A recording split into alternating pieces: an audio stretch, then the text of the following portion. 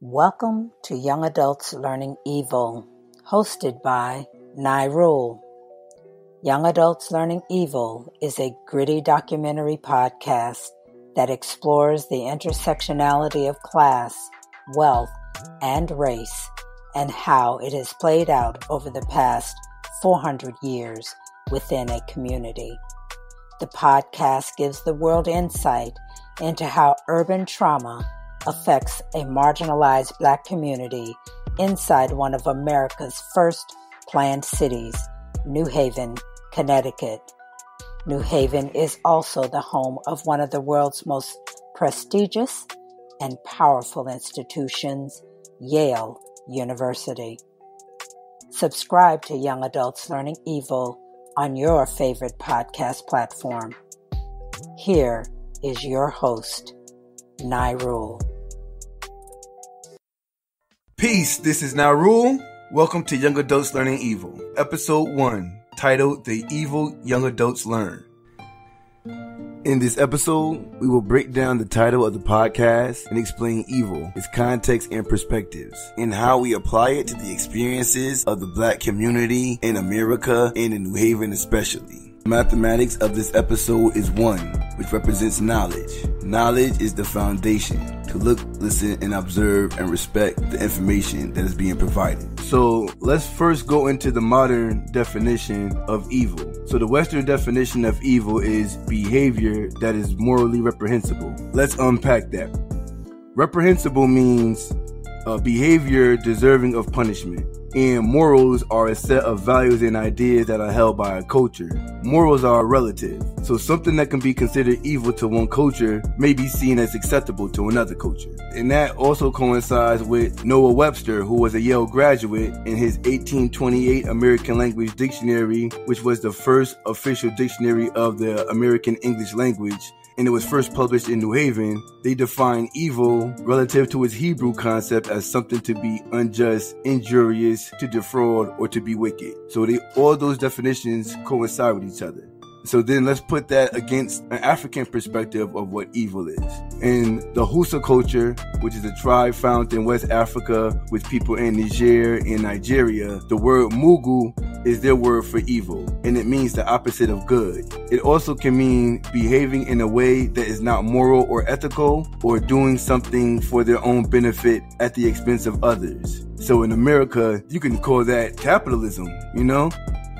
Are urban crimes actually evil? We have to always ask that questions to ourselves. And that depends on the way we look at crime. So in regards to the Black community, we're demonized often for homicides and drug dealing. And they both have their roots in socioeconomic factors more than a morality factor. And America and New Haven in particular have a history of criminalizing and punishing poverty.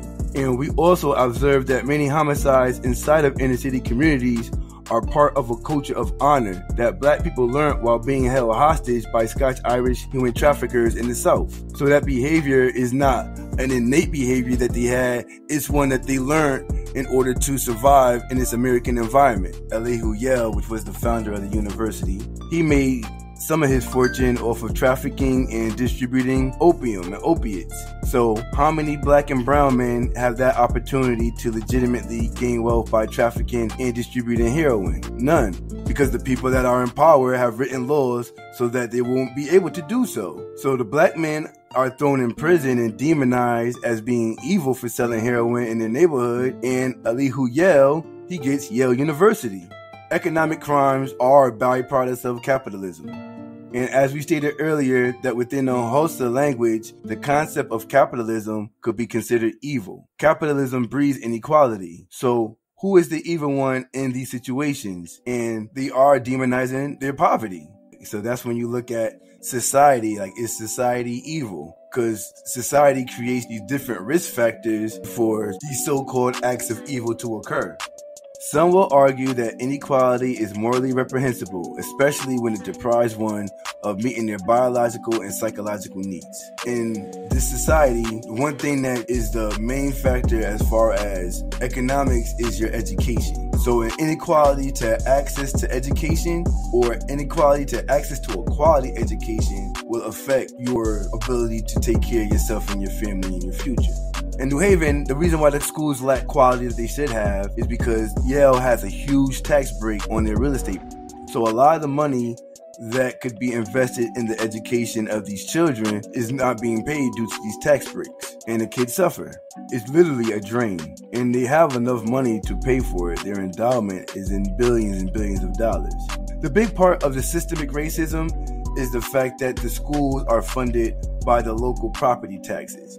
And like New Haven, as in all like the public schools in the country, they are all failing, and you can put the blame on the fact you got these suburban Karens coming into the inner city using their explicit and implicit biases. What we see is the negative effects on educational outcomes for black students.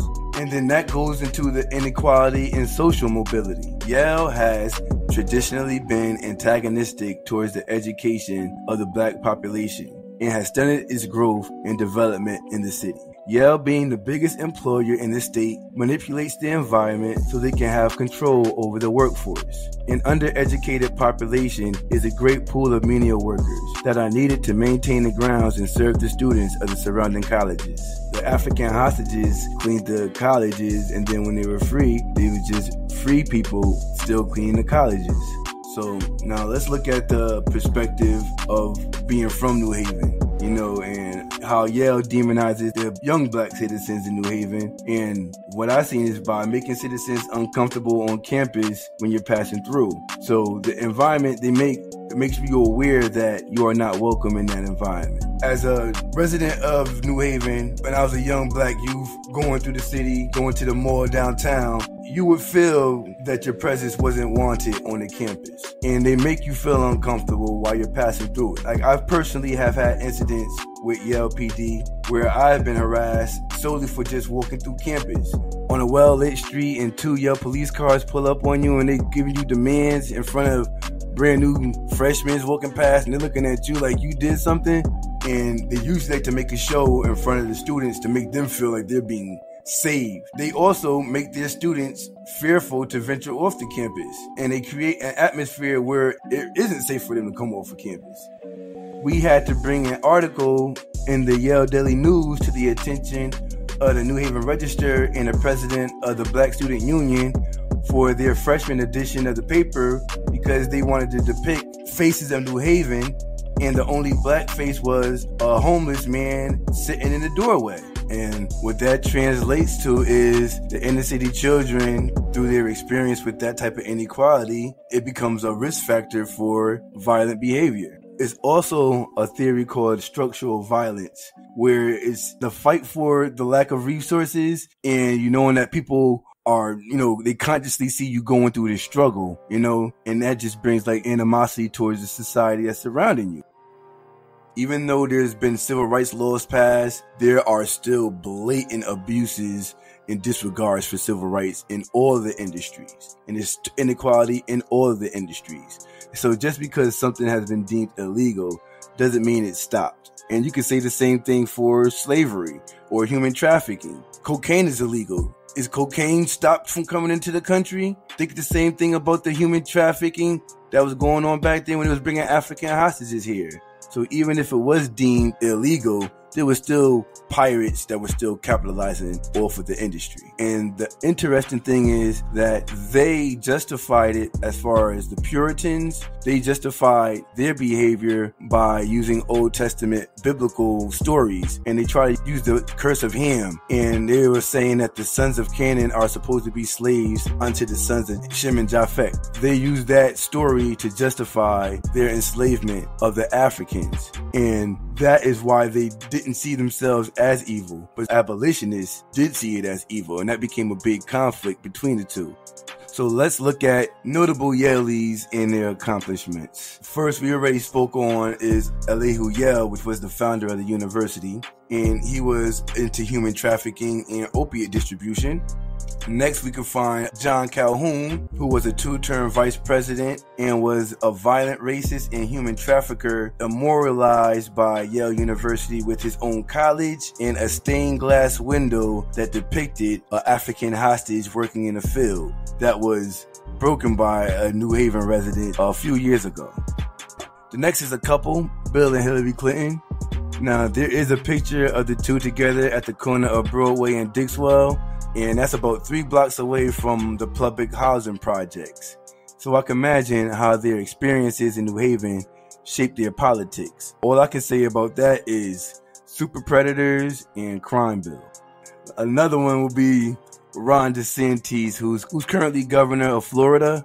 He is known for saying racially and bigoted statements, and he is currently dealing with the corona crisis in Florida horribly. We know that evil is something that is morally reprehensible, wicked, and causes injuries, be it physical, emotional, or economic. The evil that is inflicted by the immediate community is in fact a response to the evil inflicted upon them from the greater society. So as a response to structural systemic racism, navigating through the inner cities of America as a young black person, acts of relative evil may have to be committed in order to survive that environment.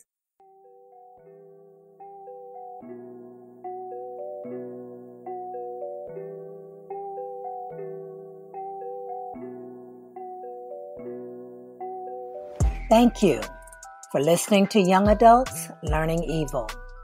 Be sure to subscribe on your favorite podcast platform.